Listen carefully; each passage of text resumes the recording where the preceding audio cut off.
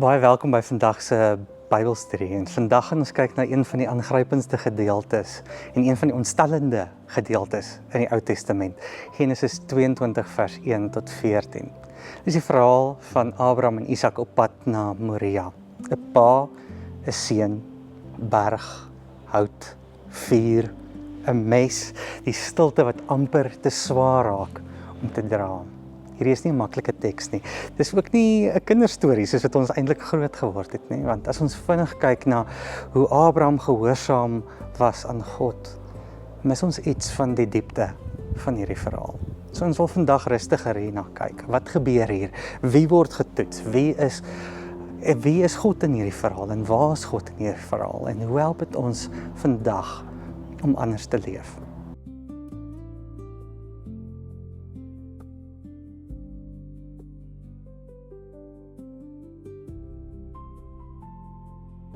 So kom ons begin by die groter prentjie.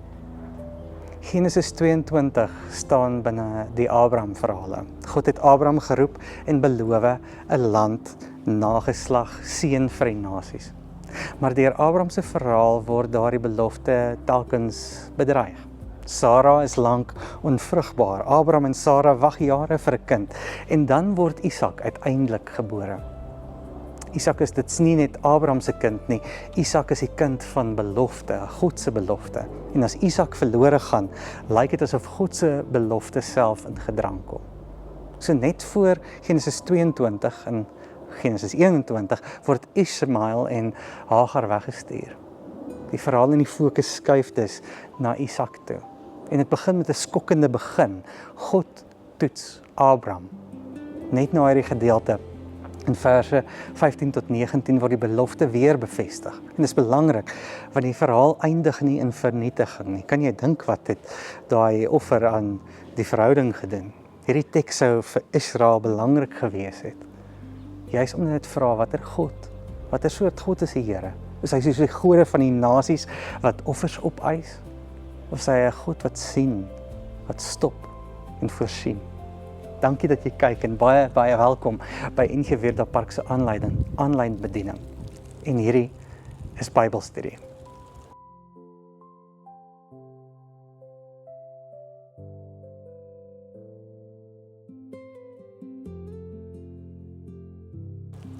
Die eerste ding wat ons moet raak sien, is dat Genesis 22 nie los staan van Genesis 15 nie. In Genesis 15 vra Abraham vir God, Here, maar hoe sal ek weet? Hoe sal Abraham weet dat die Here by sy belofte sal staan? En dan gebeur daar 'n vreemde verbondsritueel. Diere word in stukke verdeel. In die antieke wêreld was dit 'n ernstige teken. Die partye wat in so verbond ingetree het, het gesê, mag dit met my gebeur, wat met hierdie diere gebeur het, wat so in twee gesplit is, as ek dit nie nakom nie. Maar in Genesis 15 gebeur iets merkwaardig. Abraham beweeg nie tussen die stukke deur nie. Abraham slaap en God alleen beweeg tussen hierdie stukke deur. Met ander woorde, God neem hierdie verantwoordelikheid van die verbond op homself. En dis 'n baie belangrike insig wat ons hier moet kry, want sonder dat ons dit te ingewikkeld wil maak, besef ons dat hierdie genade voor hierdie optrede kom. God se inisiatief kom eerste. Abraham se geloof is belangrik, maar Abraham dra nie die verbond nie, God dra dit. En nou kom Genesis 22, die kind wat die belofte bedreig half. Abraham stap teen die berg op met Isak en die vraag is, onthou Abraham wie God is? Onthou hy dat die belofte nie in sy eie hand lê nie, maar in God se? Dis waarom die verhaal nie eenvoudig gelees moet word, asof Abraham nou vir God iets moet gee of iets kom bewys nie. Abraham se mes kan nie vir God se belofte kom red nie. Abraham se opoffering kan nie trou aan die Here sterker maak nie. En die beweging in die verhaal is eerder God wat self in hierdie verbond dra. Is God wat ook op die berg voorsien. Genesis 15 leer, God dra die verbond. En hierso sien ons ook God dra die kind van die verbond. Want dit is belangrik dat ons nie leef asof hierdie dinge op ons skouers rus nie. Ons dra werk, ons dra ons gesinne, ons dra ons roeping en ons dra skuldgevoel en ons dra die vrees dat alles uitmekaar uit gaan val as ek nie gaan sterk bly of as my geloof nie sterk genoeg is nie. So Genesis 22 vra, wie dra werklik hierdie belofte? Die antwoord is, dis nie ek nie. Dit is God wat voorsien en God wat getrou bly.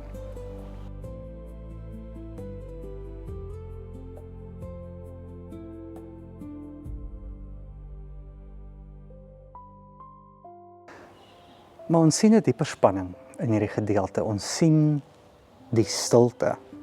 Abraham sê baie min. Isak sê amper niks behalwe dat hy hierso iewers tussenin optree nie. Sara word nie eers geraadpleeg nie en die dienaars bly agter. Die teks gee nie vir ons die binnemonoloog van Abraham nie. Ons vul baie keer daai self in. Dit gee nie vir ons Sara se reaksie of Isak se emosies nie. Dit is hierdie totale stilte wat skree. En dit raak nog swaarder wanneer ons onthou dat Abraham al voorheen met God teruggepraat het. In Genesis 18, wanneer God oor Sodom vra of optree, vra Abraham, sal die regter van die hele aarde dan nie reg doen nie.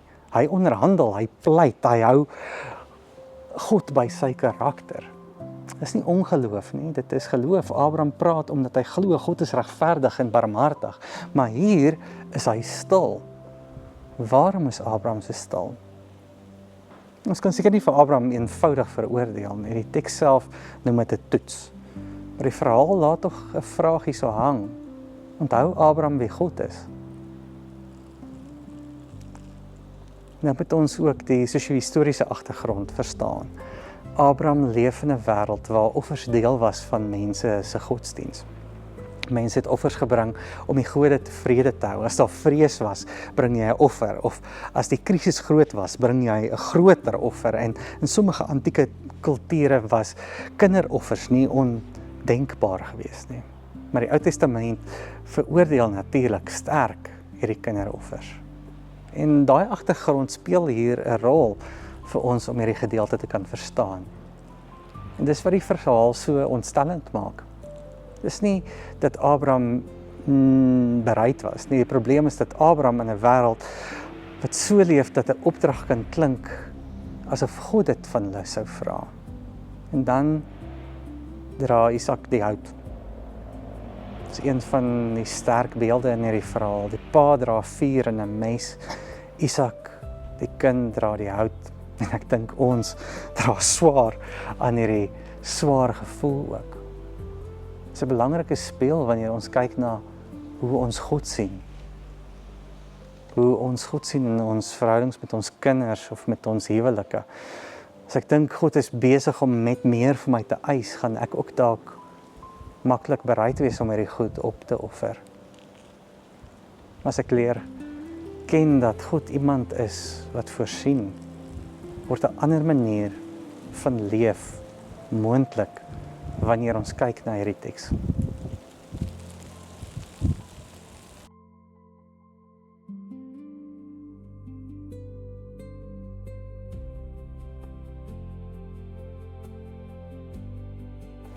Soos ons al gesê het, is dit maklik om op ander en soms maniere te kyk wat seer kan maak.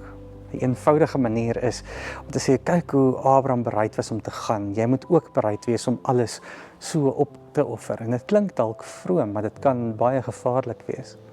As ons Genesis 22 so gaan lees, kan mense leer dat God altyd meer van my wil hê, meer pyn, meer opoffering, meer verlies, meer stilte, meer selfverloon sonder onderskeiding. Dink aan wat dit aan ons verhoudings gaan doen. En dan begin God lyk soos van hierdie gode van die nasies wat gepaai moet word, wat vra, het jy genoeg gegee? Offer jy genoeg op? Genesis 22 eindig met die woorde, Abraham het genoeg gegee, of nie, Genesis 22 eindig nie met die woorde, Abraham het genoeg gegee nie, maar met die Here sal voorsien. Die tweede misbruik is om Abraham heeltemal plat te veroordeel. Te sê, maar Abraham was verkeerd geweest. Hy moes beter geweet het. Maar dis ook maklik, want ons lees hierdie gedeelte was 'n toets.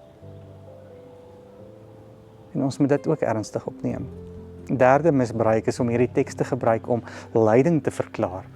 Te sê, maar as dit swaar gaan met iemand, nee, maar God is seker besig om jou te toets. En ons moet baie versigtig wees daarmee. En die Bybel gebruik soms die taal van toetsing. Maar dit beteken nie elke vorm van lyding is God wat jou toets nie. 'n veiliger en meer pastorale manier is om te sê, alle lyding is nie noodwendig 'n toets van God nie, maar ons kan iets van God ervaar in hierdie lyding. Ons kan iets van God se teenwoordigheid daarin raak sien. Kan ervaar ek is nie alleen hierin nie.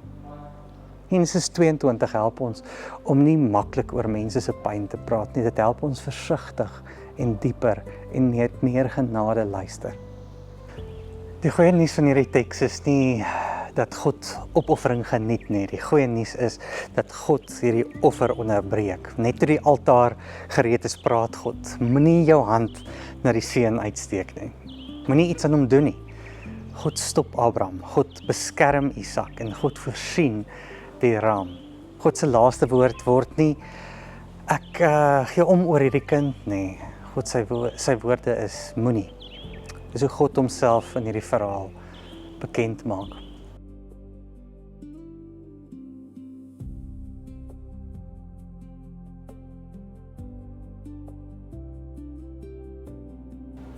Die uitnodiging van Genesis 22 is dus nie, gaan bewys vir God hoe ver jy bereid is om te gaan nie.